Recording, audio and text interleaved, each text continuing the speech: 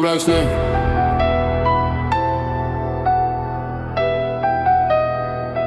Yeah, I'm Black Snape. Are we not tired?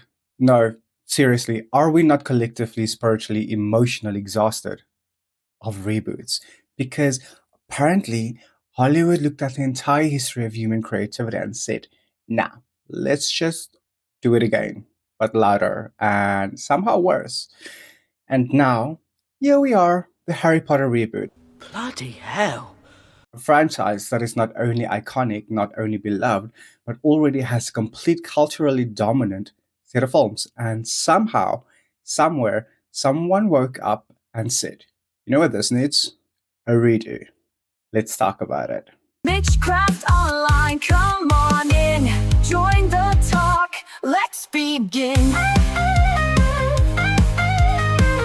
Let's call it what it is, creative bankruptcy with a marketing budget, because it's not just Harry Potter. This is a pattern. We saw it with The Little Mermaid, we saw it with Mudbrown, Snow White.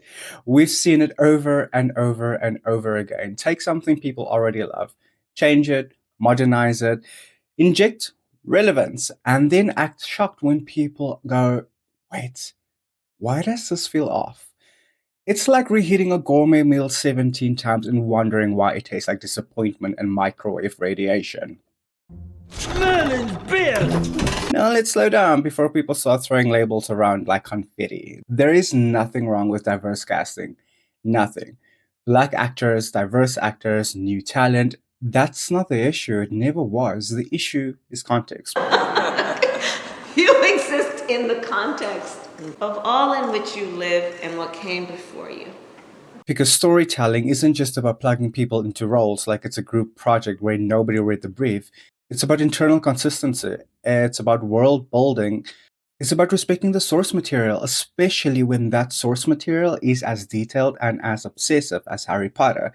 And this is where the line gets crossed. Not because of race, not because of representation, but because of intent versus execution.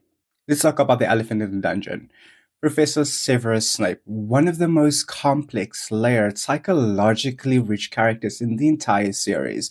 Now, in the book, Snape is consistently described as pale-skinned, with greasy shoulder-length hair, a hooked nose, a sallow, almost unhealthy complexion, and an overall presence that feels cold, severe, and kind of intimidating.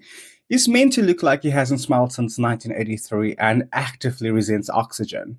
That visual isn't random. It contributes to how we perceive him. It feeds into the mystery, the suspicion, the tension. So when you dramatically alter that, people are going to notice. And of course, we cannot talk about the Harry Potter reboot without talking about the woman whose name sends half the internet into cardiac arrest, J.K. Rowling. Because for a lot of people, this reboot isn't just about casting, it's about her. Rowling has been at the center of controversy for years because of her public views on sex and gender, particularly her argument that biological sex matters and that women's rights, especially around single-sex spaces like prisons, shelters, hospitals, and changing rooms, deserve real protection. Which is, common sense.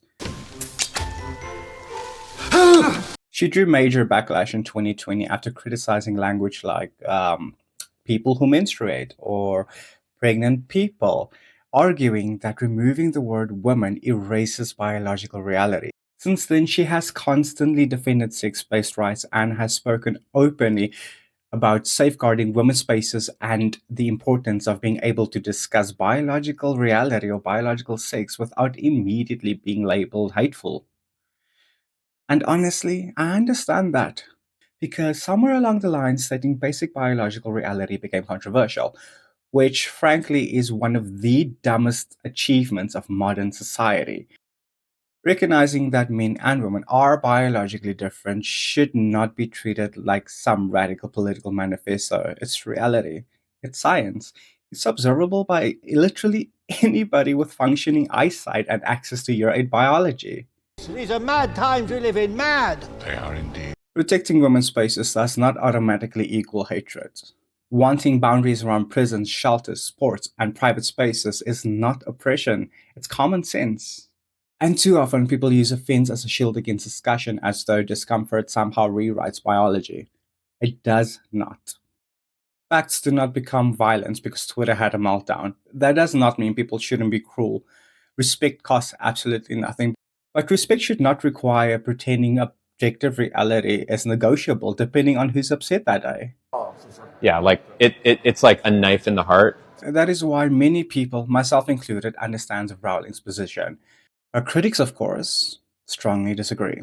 Many LGBTQ activists, fans, and even actors from the original Harry Potter films argue that her comments are harmful to transgender people and contribute to hostility towards the trans communities. People like Daniel Radcliffe and Emma Watson publicly distanced themselves from her views on social media, turned it into a battlefield with Wi-Fi and no supervision. That led to boycott campaigns. For some people, supporting Harry Potter now feels like supporting Rowling herself.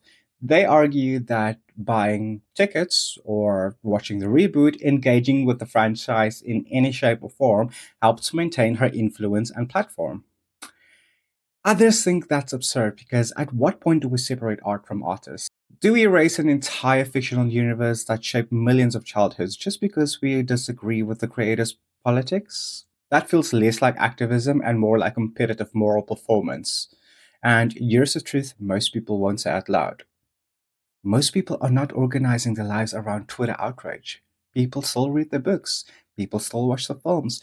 People still played Hogwarts Legacy, and people will definitely watch the reboot because nostalgia is stronger than hashtags.